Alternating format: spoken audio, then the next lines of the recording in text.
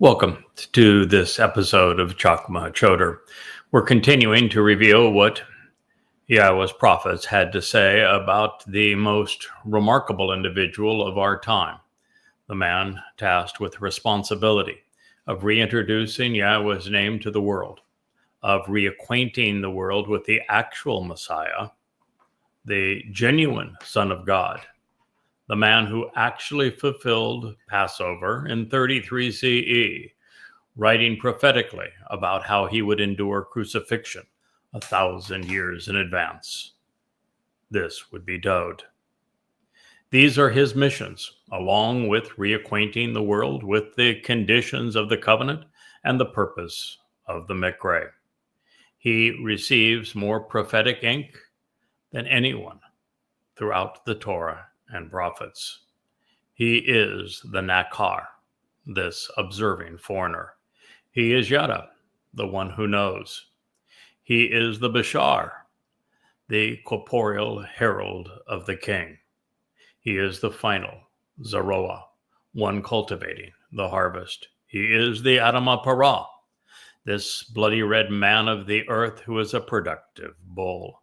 He is the one who comes from Edom. He is the Choter.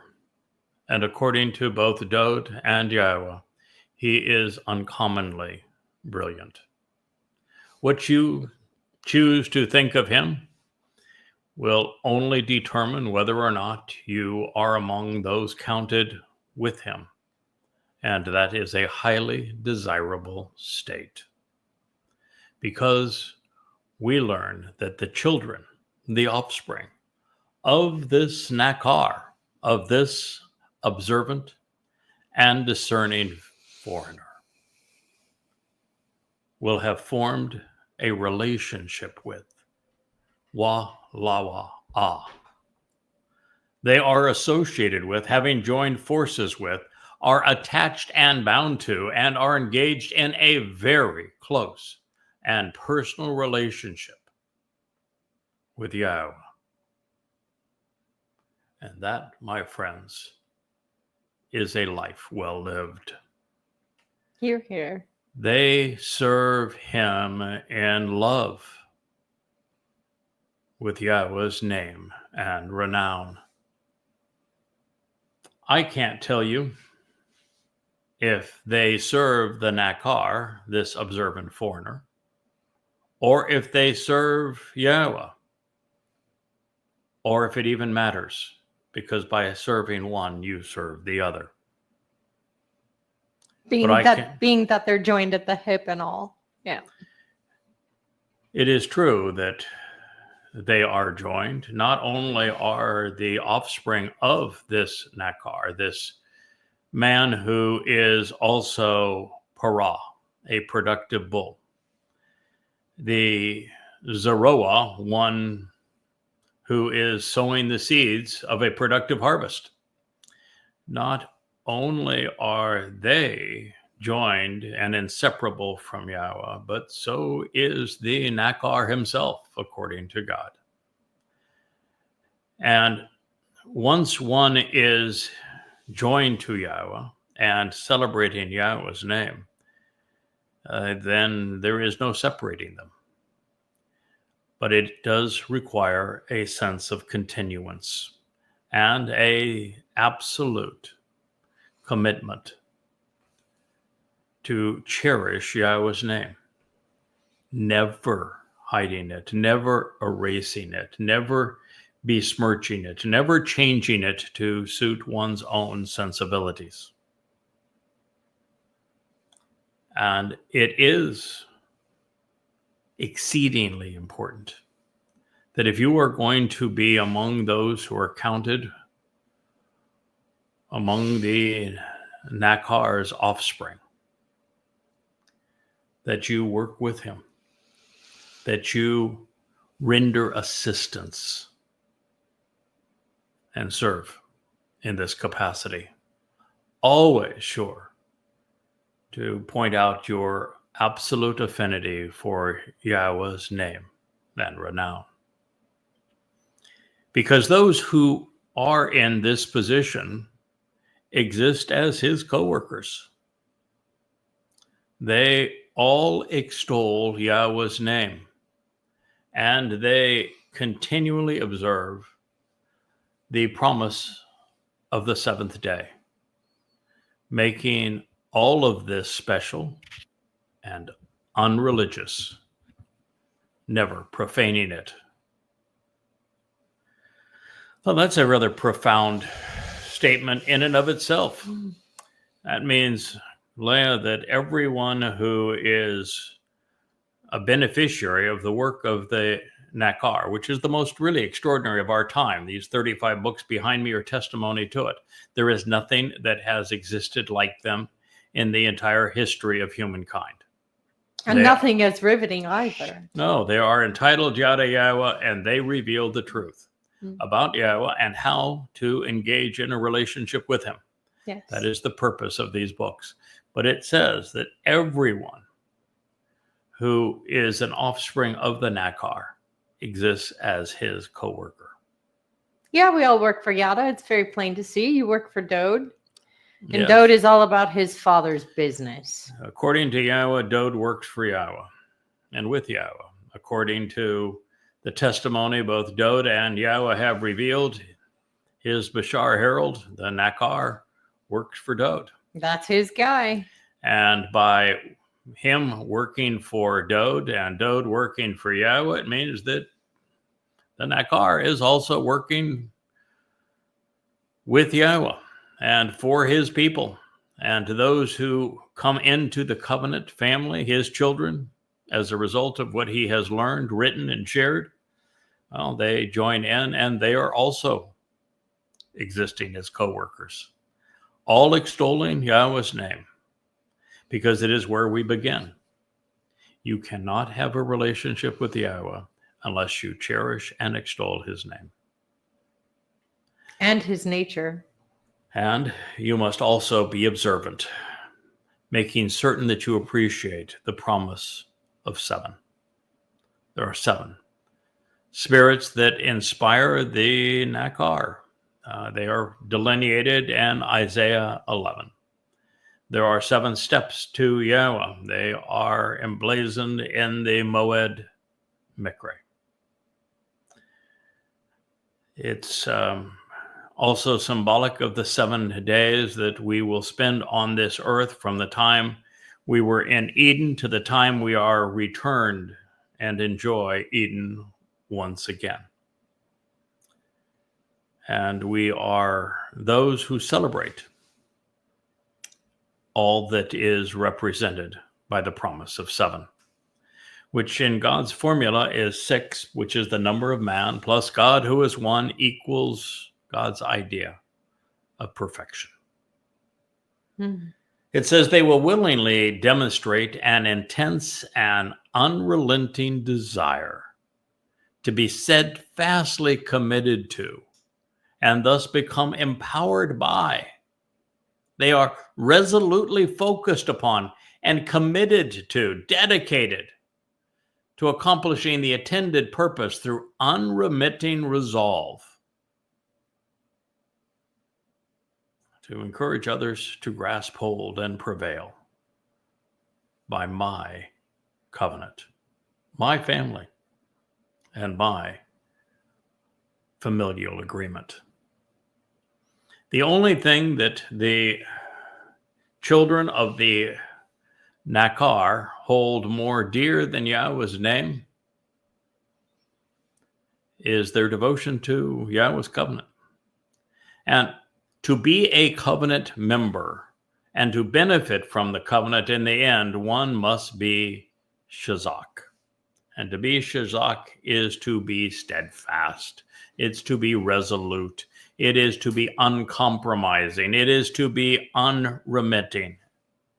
That is what it means. So if you are among those who decided to bail and to form your own little group, bye-bye. Arrivederci. It's over for you. You made a horrible decision, and you'll suffer the consequences of it. And this is quite clear. If you're part of God's covenant family, You're resolute. You're steadfast. You are expected to be like Yahweh, to never give up, to continue, Endure. to endure, to work ahead. And I was translating, and we will get to this in due time in this Chakmah Choter series. Maybe a subset of it, just so that this one series doesn't become 400 programs long. But it was about the timing of events during the last days. And it is a prophecy that is either presented by Mikael, who is Yada, he is the Nakar that we're addressing here, or Dode, in the presence of Eliah. As the gang all got together for a little dress rehearsal for the main event, before Daniel to reveal the prophecies that you find in that book. And in the 12th chapter, there is a mention of a group of individuals who will be recovered by Yahweh, who will be removed by Yahweh. And that once they are removed, then this horrid abomination can take place by the Torahless one. And it is almost always rendered that the thing that is being discussed is an adjective without a noun. And so translators have said it is the ceasing of the observance of the Feast of Yahweh, of the sacrifices. The twice daily offering. And so they're of the created a prophecy which can't be fulfilled because the sacrifices have not been manifest, have not been conducted since the temple was gone. And Judaism has a complete workaround for the lack of a temple and the lack of sacrifices. So they're not going to be reinstated. And so they're saying that that's what's going to cease, recognizing that sur is the verb and it doesn't mean cease, it means to remove. And that the orator of this particular prophecy, whether it be Mikael or Gabriel, didn't forget to leave a word out. He was speaking specifically of these individuals, those who are committed, those who endure, those who persevere. It's those individuals that are going to be removed by Yahweh and going to be on Shabuah. And as a result of that, the Torahless one, the devil's advocate, the corporeal manifestation of Satan, is going to do that which is deadly and destructive. And it's not that he's going to end the regular sacrifices that haven't even been started. No, he's going to declare himself to be a god. And as it guess who's going to be there to make fun of him? But guess what? The whole thing that he is going to pull off as we analyze this, and we'll get into it in a future program, he's going to claim that he's Allah. And he's going to incorporate Christianity, Judaism, and Islam all into his decree. Yep, he is going to make the declaration that he is Allah. And I will be able to prove all of that as we move into our analysis of Daniel 12 in future programs. But as for now, understand that if you're part of the covenant family, you are steadfast, you are committed, you are dedicated to see it through. And the thing that you cling to with resoluteness is Yahweh's covenant, while loving his name, and always working. And before we go on, if you think to say to yourself, I too speak for God, know that we're coming.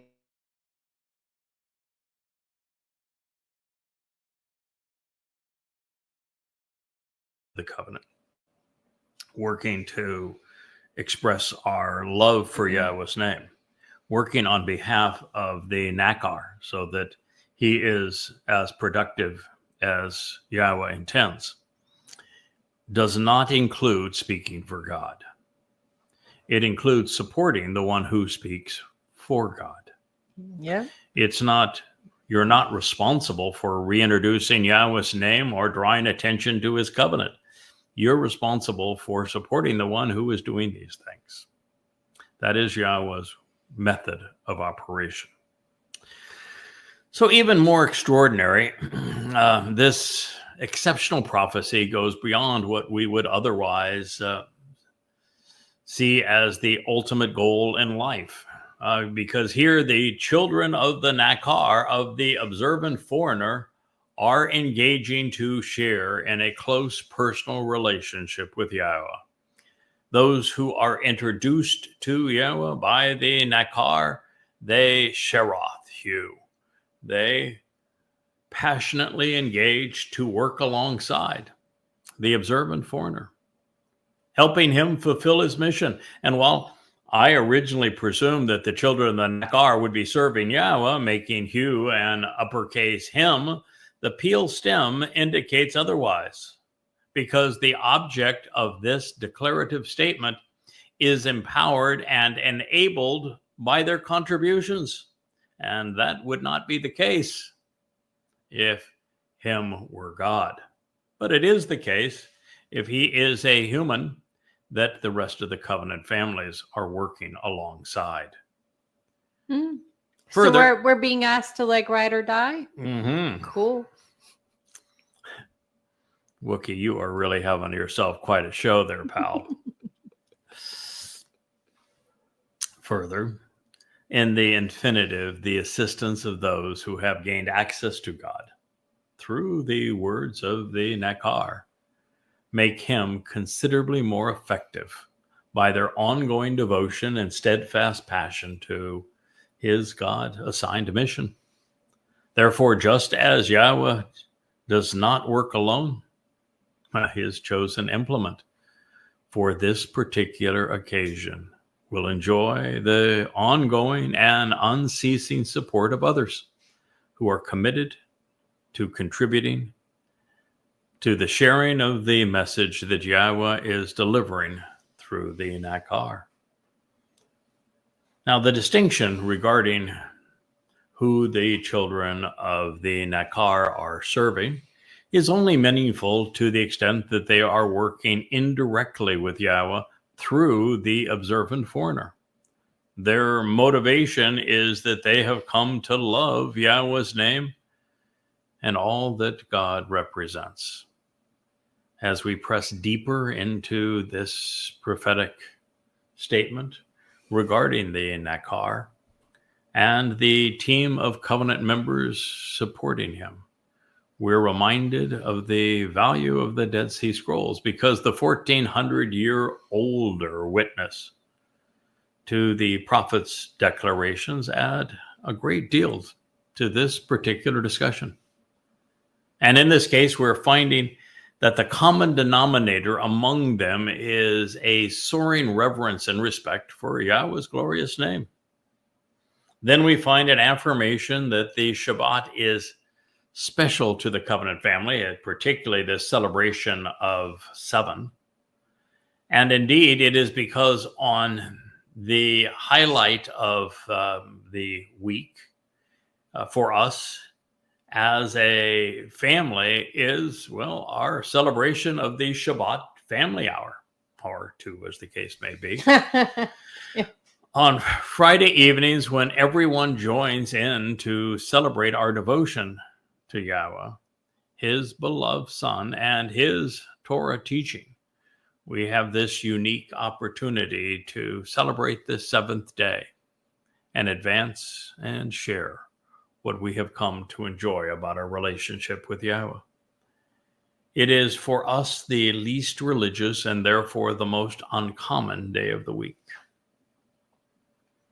Now, one of the fundamental things that we have learned from our ongoing translations and related insights is that to be covenant, one must remain shazak, steadfast, devoted, firm. and always cognizant of the importance of sharing the benefits of the family. We are unrelenting and passionate about supporting Yahowah and all that he wants to achieve through the Bereth. There is no room for couch potatoes, for deadbeats with the sense of entitlement. Or fence sitters. We are absolutely resolute. And so someone who may have previously contributed but has now abandoned their post, well, is going to be on the outside looking in, according to this testimony. Further, the Bereth covenant remains the most empowering aspect of our lives. The entire narrative regarding the observant foreigner, this Nakar, and his offspring is sort of role reversal. Hasidic Jews, because they look down on non-ultra-Orthodox Jews, and they are racist and their degradation of Goyim, are going to have a very tough time recognizing that it's a goddamn Goy. Perfect. That is responsible for bringing Yahowah's name back to his people. Not that they'll care because, well, they don't study English anyway. They are fluent in Yiddish. They read much of their Talmud and Aramaic, and they're insulated from the world because, well, if they were exposed to the world, they would know that their religion is nonsense. So they're engaged in a whole host of schmuckery. Yeah, so they won't really care. Anyway, with all evidence to the contrary, they view themselves as superior. And they are just, well, they're wearing the right kind of hats, weasel hats, to describe what they are. And we don't want them anywhere near Shamayim anyway. They're the problem of everything. No, one of the things that's nice about the covenant and the means to it, requiring one to disavow religion and politics, is that the nastiest of the religion, particularly those that are now known as Haredim and their black mourning suits and black hats, some in weasel hats, of course, is that they're excluded. We don't have to put up with the parasites. And second of all, we don't have to put up with the numbskulls that are parading around under all sorts of immoral thoughts among the progressives, politically leftists, both of them, bye-bye. So it's going to make heaven a lot more enjoyable. So those receiving preferential treatment from Yahowah are Goyim and secular Jews. This is the antithesis of what the rabbis have been trying to prescribe. So as the proverbial sons and daughters of the Nakar, the observant foreigner, well, they will all be decidedly anti-religious and apolitical. However, the Goyim being adopted by Yahowah are not accepted because they are Goyim, but instead because they exemplify the intended meaning of Yisrael, individuals who engage and endure with God. And these Yehudim are not being rejected or replaced because they are Yehudim, but instead because they have chosen to behave like Goyim. Therefore, the covenant relationship is correct while Judaism is wrong. It would be impossible to overemphasize what Yahowah has inspired. But I thought Jews, rabbis tell us that only Judaism makes you a Jew. Well, that's what they would have you believe. There are Israelis now that would redefine the ethnicity of Yahud by geography and say, if you're not living in Israel, you don't know what we're suffering, and therefore you have no right to speak for us, and we want you to leave us alone. Well, I'm telling you right now that Israel alone doesn't survive 15 minutes. They said the same thing to Yahowah. That's just the bottom line of that. And geography is not a part of one's DNA. And the same thing would be true of the religious who blur the line between ethnicity and religion and claim that to be a Jew, one must be a practicing Orthodox, practicer of Orthodox Judaism. And that's ultra horseshit. Incorrect. Yeah, that's the fact is that I would say that you cease to be Yahud if you are religious. Rather than you continue to be, you would cease to be, because he's not allowing anyone to be referred to as the beloved of Yah. You don't get that name, Yahud, beloved of Yah, that name that is a compound of Yahweh and Dod, Yahud, without... There isn't a single religious Jew who is Yahud. Put that in your weasel ass hat. That is correct. It's Judaism or Yahweh. You can't have both. Hell no. It should be impossible to actually overemphasize what Isaiah has conveyed on Yahweh's behalf. These are transformative words serving to enlighten a lost world at odds with God's people and itself, even with Jews being in opposition to everything that is important to them. Jews are reaching out now to form all manner of alliances with all manner of wrong-minded individuals, with anyone who's willing. Oh my God, with Christians, anyone who's willing, Muslims, with Marxists and socialists. And one of my favorite, and has been up to this point, Jewish pro-Israeli posters, is a younger woman who has Cheryl? quite the following, and she wrote a really tear-jerked piece about how she thinks she's alone in all the suffering that she's going through, but she realized that she's really not alone, and she listed her favorite contributors, supporters, and they are Marxists, Muslims, and Christians that dominate that list, as well as a Munner Grubber who is all out to sell his books and his notoriety. It is sad. But you know who wasn't part of that list? Yahweh. You know who wasn't part of that list? Dod as the Messiah and King. Any of us. You know who also wasn't part of that list? Was the Nakar of Yahweh. That's right. And so long as Jews remain obstinate and look for support in all the wrong places. Oh, no, they're not looking for support. They're looking for love in all the wrong places. She's been loving her paramours for longer than she has memory. It's better for her to take off her jewelry, sit in the dust, or throw sand on herself and say, it's better for me to go back to my first love, Yahweh. You know, it is this desire by Jews to fit into Europe and yet be distinct. Distinct based upon the rabbis, but fit in based upon their business, their homes, their children, the like, their clothing, customs. And it didn't work, did it? You wanted to be loved by the Europeans, and they tortured you to death. Because we couldn't be Such was the legacy of Roman Catholicism. Mm-hmm.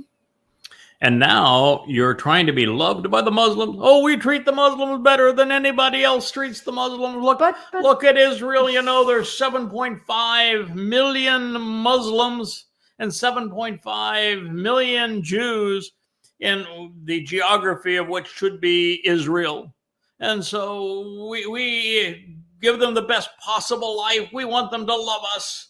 If we only love them enough, they'll love us in return. No, they won't. They're Muslims. We love crawling up to snakes and cuddling them.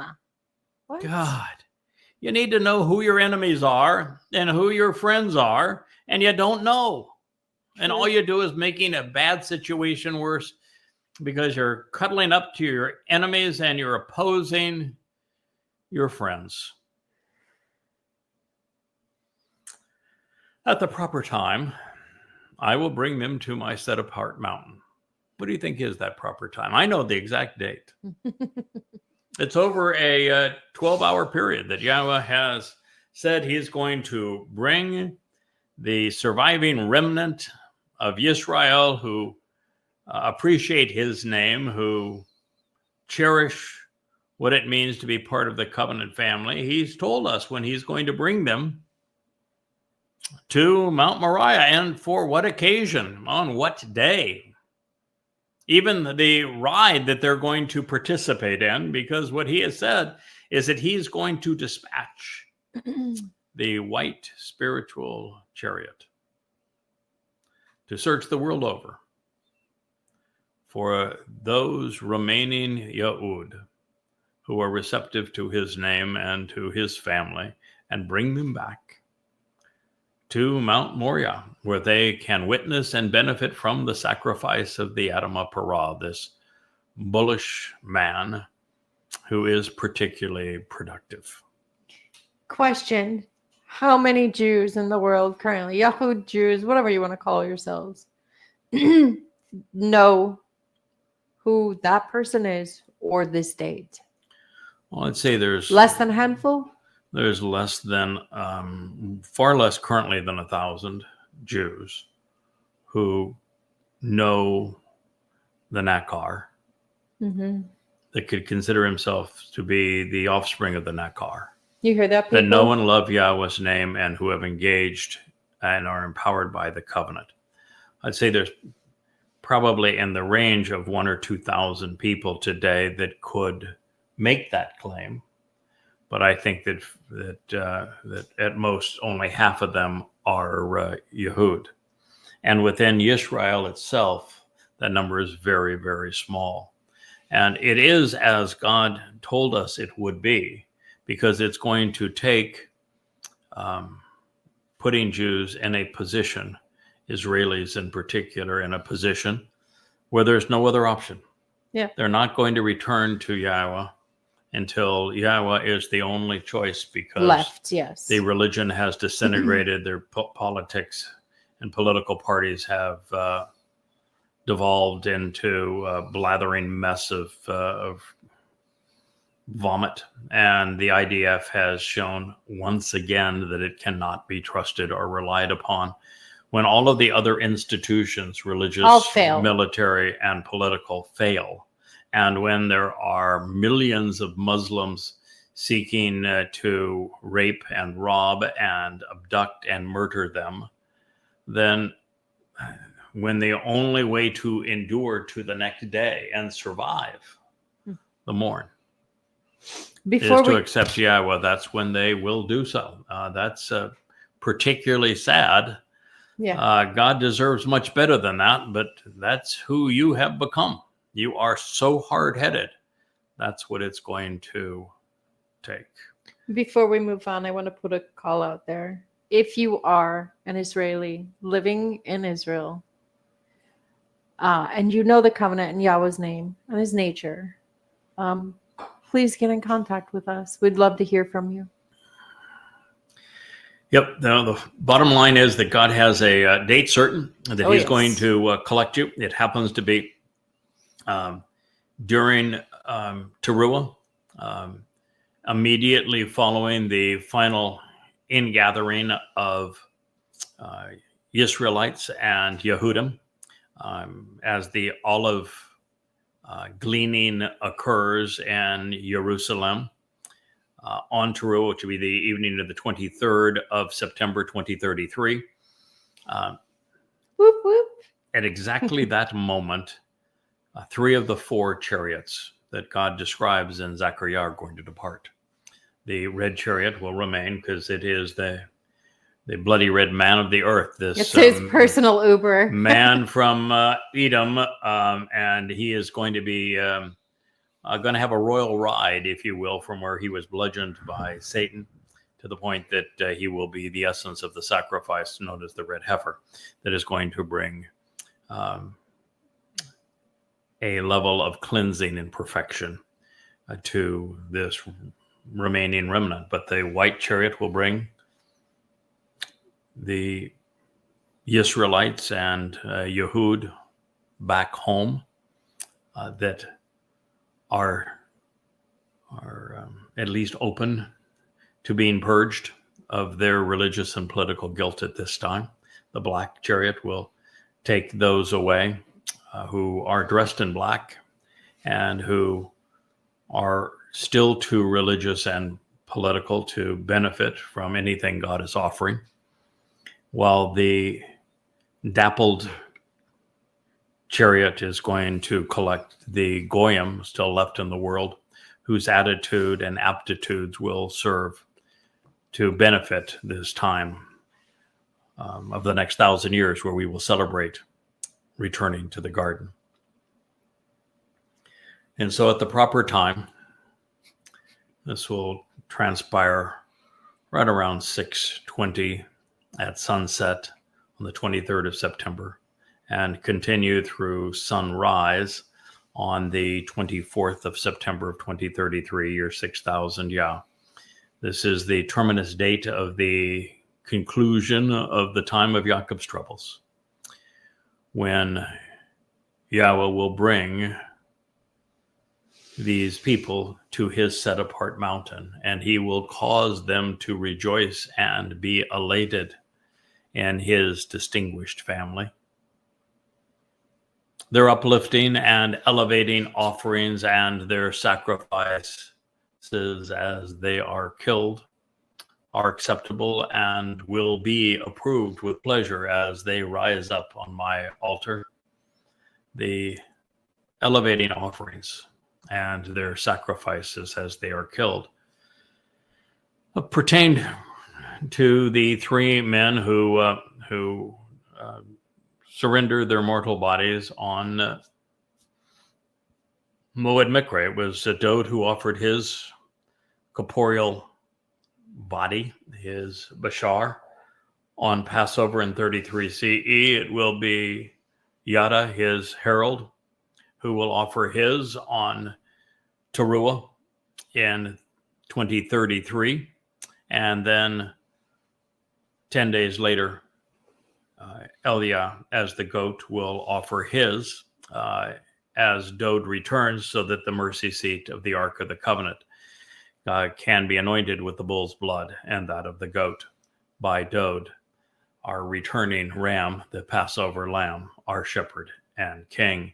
And all of this will make the remnant acceptable, approved with pleasure, as they will be able to rise.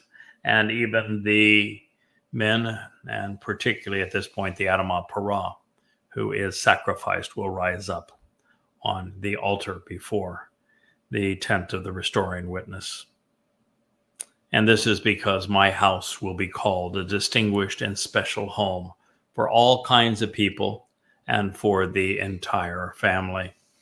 At this point, you will have many goyim who will be part of this festivities, because, well, some will be there in the expensive seats alongside Yahweh for having taken advantage of the Shabuah harvest, which is of goyim and of Yehudim. And there will be others who are brought in through this dappled chariot and given the opportunity to participate in forevermore. God's family will be comprised of many people. So there are three profoundly important statements that are being conveyed in Yeshayah's prophecy. It begins by announcing that Yahweh is committed to bringing a mortal remnant of his people home, and at the proper time they will be gathered up, and he will pursue them and carry them to his Har Kodesh, his set-apart mountain. So this is a preview of what we find in Zechariah 6, especially when the white flying spiritual chariot canvasses the world from dusk to dawn on Towrah in year 6000 Yah. And the stated purpose is to bring the final remnant of Yisrael to Mount Moriah. It is there and then that they will derive the benefit of the sacrifice of the Adamah Parah. That is not a girly cow, but a bull who has been productive, a bloody red man of the earth. Prepared for the imminent arrival of God and King, they will be overjoyed on Kippurim, which is in concert with the affirmations that are found now in Zechariah 12 upon the return of Father and his firstborn son, the one who was pierced. In this way, Yahweh's covenant family will be diminished. Everybody else will be diminished. Yahweh's covenant family will be distinguished from the family of man. The mortal remnant of Yisrael will be set apart and distinct. I don't know, in the Finally.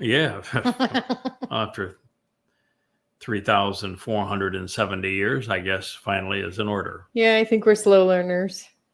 In the second point, the uplifting offerings and compensating sacrifices of the two or more individuals will be approved by God and deemed acceptable by Israel. And in this regard, while Yada's sacrifice will be set ablaze by Yahweh within his altar and before the tent of the restoring witness east side of the Temple Mount overlooking the Mount of Olives, we know that Doe's Passover offering also occurred on Moriah. Both men will have willingly laid down their lives for the benefit of Yisrael. And also reassuring in this regard, the great Isaiah scroll reveals that while their bodies will be sacrificed, their souls will rise.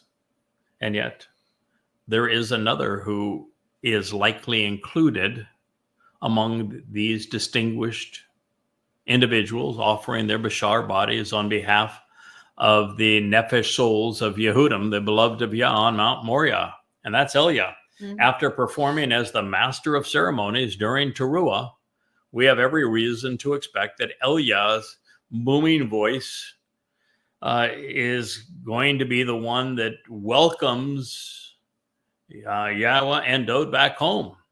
And then it would be poetic justice for the man honored with the distinction of offering his blood as the goat to complete the anointing process of the Kipporeth, the mercy seat of the Ark of the Covenant. His passing would be instantaneous. It would, of course, be painless, and it would be glorious, of great benefit. And when you think of goat, greatest of all time, when it comes to repudiating religious horse pucky and the priests of Baal and all this political religious nonsense that Israel is doing, there's no one better. No one better. He is the greatest of all times when it comes to mocking religion. Well, Eliah's responsibility to mock religion will have concluded over the 3.5 years that end with his work as the master of ceremonies over the sacrifice of the Adam of Perah. From that time on, he is not a voice condemning religion because there will be no more religion. So by this time on Kippurim, we have Eliah serving as the man welcoming Yahweh and Dode back home. He will be the one explaining exactly what's happening at that moment. And then he will sacrifice his mortal body so that its blood might serve to anoint the mercy seat of the Ark of the Covenant. And this particular sacrifice will be the ultimate winner for him, because it is what releases him from the bondage of a body, such that he can join the immortal covenant family in the sky above Jerusalem. It will be a welcome relief for this man who had spent 888 years as a seven-dimensional being at Yahweh's side, who has now been relegated back to a physical body. He will be more than ready to give it up. Yeah, go back to the skybox seats. Yeah. So in the third proclamation, we are reminded that Yahweh's home and family are special. They are uncommon, which means, that they are unpopular. And since religion is the common thread of civilization.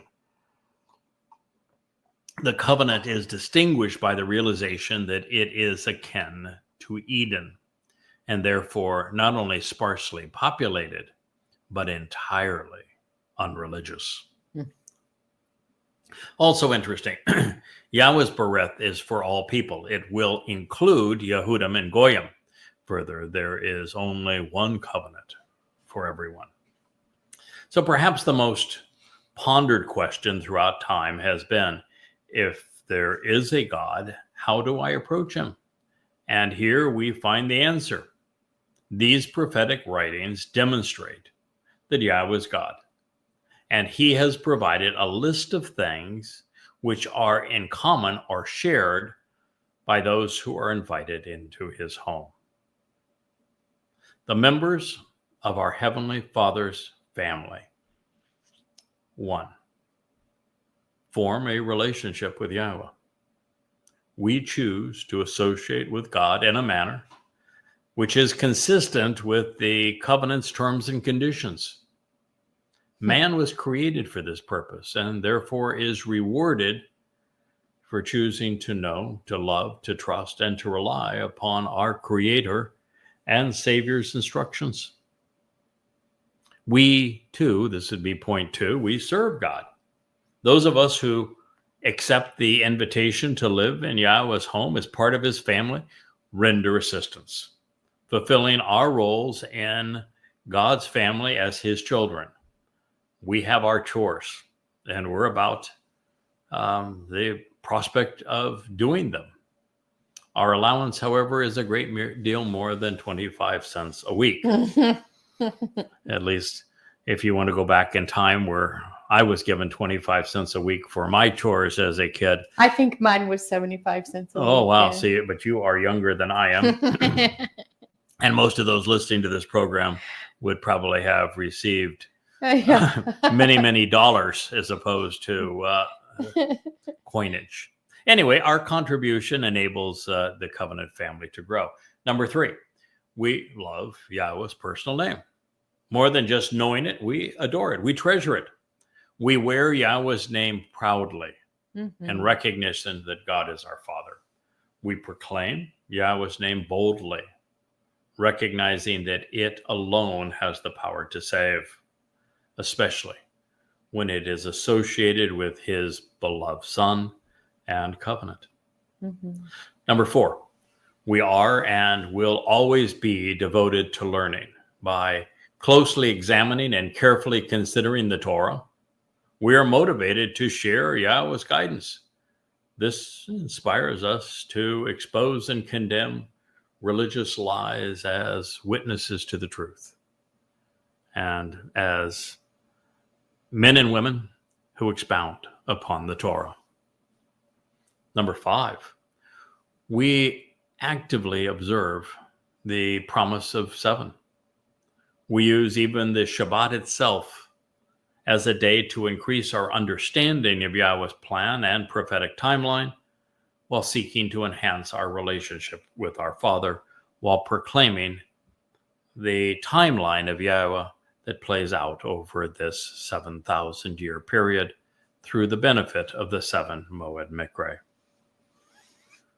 6, we're passionate about the Moedim, and as such, we walk to God and respond to him in accordance with the dates that he has established to meet with us. And by responding to and accepting the Mikre's invitations, we are afforded abundant and eternal life within Yahweh's family. As beneficiaries of Pesach, Passover, unyeasted bread, matzah, and Bikurim, firstborn children, we blow the shofar on 7 Shabbats, as well as on the day of the Herald, in anticipation of the great homecoming and the family reunion, which occurs on the Day of Reconciliations, all in anticipation of camping out with Father and Son on Sukkah. Then 7, we respond to Yahweh's instructions, appreciate what he and his family are conveying that is so distinctly special and uncommon, and thus unpopular and unreligious. As a result, Yahweh is pleased to bring us to his mountain, to his home, so that we can celebrate his return with doubt. So now, continuing to teach us more about what will transpire on Yom Teruah, which is the day of the herald, with the final ingathering followed by the sacrifice of the red heifer. We learn more about the arrival and the presence of the mortal remnant of Yisrael. Yahweh, my upright one in foundation, who obtains, gathers, collects, and assembles the banished and scattered of Yisrael, yet again for restoration, announces in advance of it occurring, I will locate and obtain, collect, and bring together unto and before him, besides those who have already gathered. This is corrected from 1Q ISA, the Great Isaiah Scroll, and it is a reading from Yeshayah, Yahweh liberates and saves, Isaiah 56:8. So in these words, we are again reminded that Yahweh is the one who is going to be responsible for gathering, collecting, and assembling those who had been banished and were scattered. This would be the Jews in diaspora. Yeah. Those who had been driven away out of Israel. To every corner of the world. And this is not the first time that he has done it, but instead the third. Yeah. He did it from Mitzrayim. He did it from Babylon. And now he will do it a third time from around the world. And that is the purpose of the white flying spiritual chariot. So it's yet again, and now the purpose is for restoration. And this is being announced by Yahweh in advance of it occurring. And God says, I will locate and obtain, I will collect and bring together unto and before him, even besides those who have already been gathered. What this is saying is that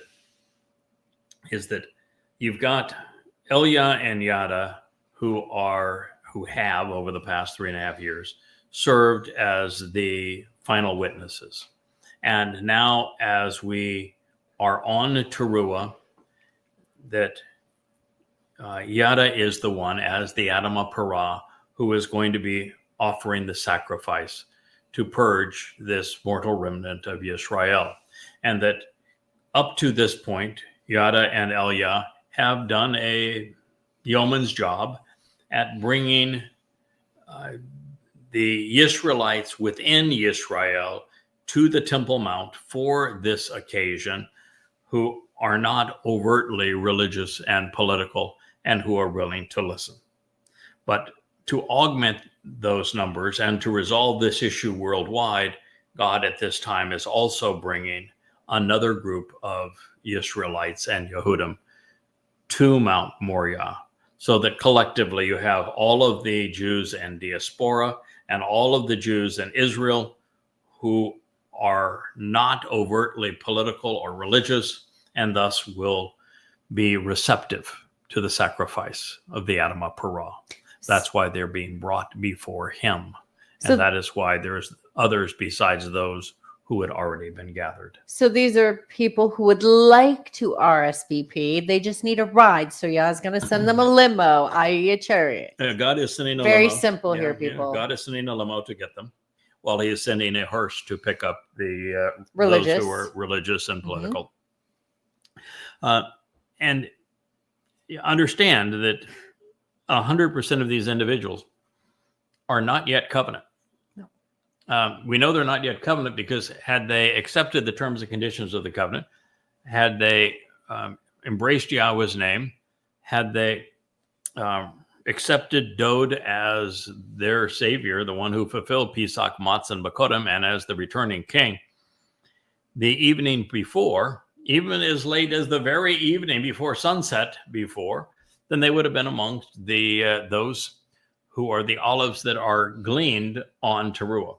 Yes. So the very fact that they are not means that they still carry their residual religious and political guilt with them, even though they have now chosen to disassociate from it. And so there are the individuals who are brought back, and that is their current status. So this is yet another preview of what will later be explained in greater detail in Zechariah 6. There we learn that the white spiritual chariot will circumnavigate the earth to collect Yehudim who have a reasonable and proper attitude such that they can benefit from the sacrifice of the Adamah Parah, and what he will do on Yom Teruah, which is the Shabat of September 24th, 2033. They will not yet be covenant, because if they were, of course, as I've just shared, they would have been gathered in and brought to Shamaim during the Lakat gleaning the previous evening. This also is indicative of the promise that Yahweh makes to the final remnant of his people in Yeshaya 17 upon the conclusion of the harvest, when he speaks of the parah being particularly fruitful. Mm-hmm. One of the things that I enjoy about this is that God is adding to what Elia and I will have striven to accomplish, which is to convince a goodly number of Israelites to avail themselves of our impending sacrifices. Yep. Therefore, we will prevail, because we're not only working together, we are collaborating with God Directly. for the same result, and God's going to participate. Now, this known, it is also possible that Yeshaya is acknowledging another related event. The beloved prophet could be foretelling that Yahweh will obtain, collect, and assemble the Nadak, the scattered sheep of Yisrael, 85 years prior to this event in 1948. So he could also be inferring that that would occur. And this process began on the 27th of January 1945 with the liberation of the Auschwitz concentration camp, leading directly to the return of Yehudim to Israel. And it will, of course, conclude 88 years, 248 days thereafter, 777,000 hours on October 2nd, that's very 2033. specific. In year 6,000 on the day of reconciliations.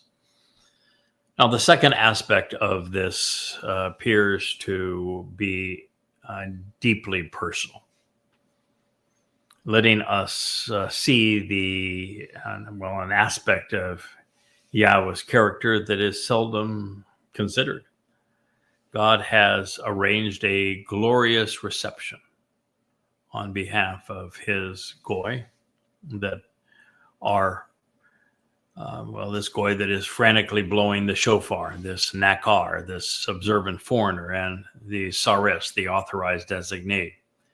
So Yahweh wants the man he has deployed to call the people home to witness the very product of his efforts.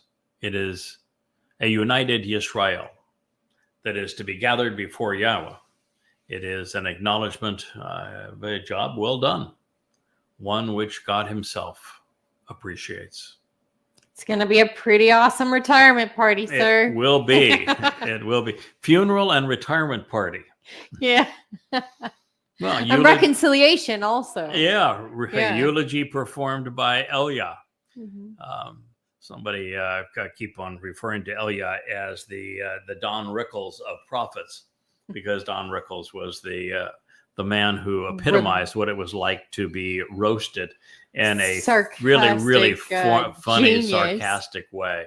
Yeah. And someone actually posted one of Don Rickles' guest appearances on Johnny Carson when they don't make him like him anymore. Oh no! And the fun thing about Elia is he is not a brown noser. No.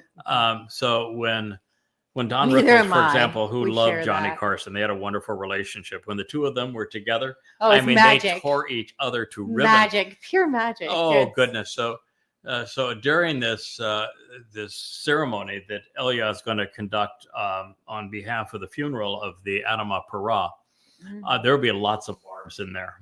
Can't wait. He's going to have fun with the bull, and he will keep everybody in stitches. And Yahowah picked him because he is so funny. This is the celebration. This is the end of the time of Jacob's troubles. The earth is being returned to the conditions of Eden. The adulterous woman is being cleansed. They will be betrothed to Dode again in short order. We're about to re-enter Eden. It's a time of celebration, and God gonna enter it with a few giggles, and the man that's going to deliver. I don't think Elia is actually trying to be funny, even though he is. Oh no, he's just a man that actually doesn't care what you think. No, he's trying to be funny. No filter. Oh no, he does care what you think, and he is trying to be funny. His whole speech on the sacrifice of the bull and besmirching Baal and Asherah is hilarious, and he is trying to be funny. He says, is your God taking a nap? Maybe you need to talk a little louder. I'll give you some more time. Shout as loud as you can. See if you can wake him up from his nap. I know he's really old and all, so maybe you should rouse him. Being that old, he's taking an afternoon nap. And then if that wasn't enough, he gave them more time and said, maybe your God's in the crapper. Even false gods, have to do their business. So why don't we give him time to finish his? It's no filter. The call of nature. I can relate to that. And then I'm sure you can get his attention. And oh, by the way, I'm going to wait till high noon, since your God is a sun god and he's supposed to be a lightning god and all that sort of thing. So the easiest thing of all for him should be to ignite this fire. High noon, yep. Yeah, to ignite this fire. So we'll give him make it real easy for him. The perfect opportunity to do it. So is he trying to be funny? Absolutely, he's trying to be funny. He's mocking them. Of course. And God thinks it's hilarious. And he's definitely the prophet I most identify with. Yeah, I can totally relate to Elia. Yeah, he's hilarious. He's sarcasm to the max. He is the antithesis of political correct. Yes, he is. So all the while, Yada has tried to view his contributions as negligible as possible, particularly when compared to the greats Moshe and Dode. God realizes that a joy shared is a joy magnified, and that when you share credit, you get a lot more accomplished. So the knacker will get, albeit in a much more dramatic fashion than he has anticipated, what he really has long desired, which is an opportunity to experience Yahweh's joy in the presence of his people. I want to be that fly against the wall at the end, where each new covenant member who is there because of the work we have done together is greeted for the first time by Yahowah, and just to exceed the expressions on everyone's face, I think it'll be a lovely parting gift for all we have done together. Although I doubt you'll be a fly on the wall, I probably think you'll be more seated next to the king. Yeah, I think that might be the case. Yahowah doesn't do fly on the wall. No. That was my original thought, but Me too. But I was back. I had those thoughts also. I was anonymous during those days, not so much anymore. No, not so much. So, while he has requested something more than just being allowed to stand in the back of the room when Yahowah greets his family, it seems that God wants more. And it is what fathers do when they have a child that pleases them by accomplishing something they deem worthwhile. So he is a proud father. And he wants to see his son's response to all that they have achieved by working together. So it turns out they want the same thing and for the same reason, and they're going to celebrate it together. So on behalf of Yisrael, I have shared the prophetic pronouncements regarding the Nachri, have done so throughout Yada Yahowah. In the Hebrew text, the only difference between Nakar and Nachri is the addition of a Yod, or the very hand of Yahowah, making Nachri my observant foreigner. Or you could even say, because it's a Yod, it's the influence of the observant foreigner. And realize that Dod is the right hand of God, but the Nakar is the right hand of Dod.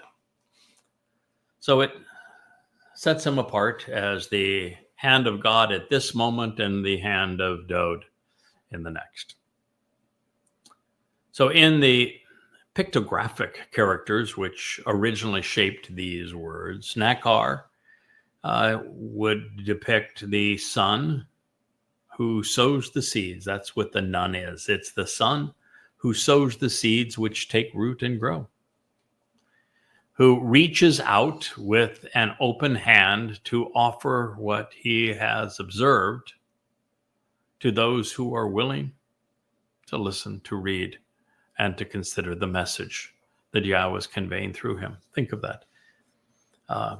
The nun is a child. Mm-hmm. It is a son. Yep. Who is who's shown with a root and of being productive. And so it is the seed which takes root and grow. It's very similar to Zerah, which Zeroah is based. Yep. And it is compatible with Parah, productive bull. And it is also compatible with Choter, which is the seed that grows. It becomes the branch which stretches out. So it is the known, the seed that is sown and takes root and grows. The kaf is an open and outstretched hand. It is offering a gift. And then you have the Rosh, which is shown as the head of an observant person. Their ears, they listen. With their eyes, they see. And with their mind, they process this information. This is the depiction of Nakar. And of Nachri, it becomes even more spectacular with the addition of the very hand of God. So in the case of the Nachri, the nun, the Rosh face, so this is also important here, because the difference between Nakar and Nachri is that in Nakar, all three letters, while interesting in the way they are depicted, a seed that takes root and grows, the outstretched and open hand, and the observant individual who sees, hears, and thinks, to that you add a letter that is in Yahweh's name. And not just any letter, but the first letter in Yahweh's name, the Yod. So then as we look at something as to whether it is to be perceived as positive or negative, remember you shared in one of our last programs that the rabbis have gone to great lengths to demean the Nakar and Nachri. They know that there is a person that Yahweh is speaking about that plays a major role in the last days, reintroducing Yahweh's name specifically and reacquainting everyone with his beloved son, Dod, as well. And so they are threatened by him, and so they try to they go through great lengths to disparage not just the Nachri. But do you know what they say about Shabuah? What Shabuah actually is? What do they say about Shabuah? Shabuah is for those who have left Judaism to come back. Well, that's what they think. Well, that's what they tell. No, they've got both of those things are right. It is for those who have left Judaism and for those who come back to Yahweh. So, congratulations. Even a blind rabbi picks it up sometimes. So the difference with Nakri is that you do have a letter in Yahweh's name. Once you have a letter in Yahweh's name, you are able to apply what I call the Captain Kirk test. Kirk, our co-host on Family Hour, was the person who deduced as an artist that you could tell whether or not a word was positive or negative by the lean of the letters. That's right. And what you find is most of the letters in the Hebrew alphabet have a lean. Most of them lean from right to left, which is the way that Hebrew reads. Yeah. You do have one that goes the other way. But for the most part, they all lean from right to left. And so what he determined is if the position of a letter in Yahweh's name was toward the lean of those letters. For example, the Rosh is a person which you see in profile looking in a direction. And if that person is looking in the direction of a letter in Yahweh's name, the word is positive. Yep. If that person is looking away from the letter in Yahweh's name, Negative. it is negative. Yeah. So in this case, what you have is the nun, which is slants from right to left. Yep. And the kaf, which is an open hand reaching out from right to left. Yep. And the observant person, which is the rosh, which is looking towards the left. Towards the yod. All three are facing the yod. The yod, the right. first letter in Yahweh's name, which makes the Nakri exceedingly positive, which is something the rabbis didn't figure out. And never will. And never will, but you ought to. Never will. So they're waiting for their black hearse. Yes. So that they can put their black cells on and their black hearts aboard it. Mm-hmm. Yeah. With one last eye to the artistic nature of these characters, the Nesh banner that the Choter has been tasked with writing at Yahweh's behest is scribed as such that it shows the sun sowing the seeds which grow and bear fruit for a sign which can be lifted up for all to see. With this in mind, there is also Solomon's commencement address to the children of Israel upon the completion of Yahweh's home on Mount Moriah, the very place the Nakri will offer his life to spare the remnant of the children of Israel on Towrah. And the speech was given on Towrah. It doesn't miss a trick, man. But fair warning, if you do try to lift up that neck, you better put on one of those like weight belts around you, because when you go to pick it up, these books are heavy. Mm-hmm. Mm-hmm. And since this prophetic pronouncement was delivered on Yom Teruah, the day of the herald, in year 961 BCE, standing in the very place the Nakri will serve as the Adamah Parah, these words will have echoed above the Temple Mount for 7 years shy of 3,000 prior to their fulfillment. Mm-hmm. All on the Shabat of Shabuah, September 24th, at sunrise in year 6,000 Yah, 2033. All while God affirms this with celestial fireworks, as the moon, representing the lesser luminary, Yada, the Nakri, for this very brief moment, takes precedence over the brilliance of the sun, obscuring the sun's light. Well, thank you for listening. We've gone past our hour time here. We appreciate you joining us in our return to the library studio of the YAHOWAH blog, and for Wookie, having endured the entire program, although I'm not sure it was all awake, but nonetheless, with Wookie in the prime seat in the lap of the lovely Leah, and Rich over there on the controls as Captain Cable. We thank you as well, Rich, for your contribution. So thank you, one and all. We look forward to being with you on our next episode of the YAHOWAH blog. Shalom.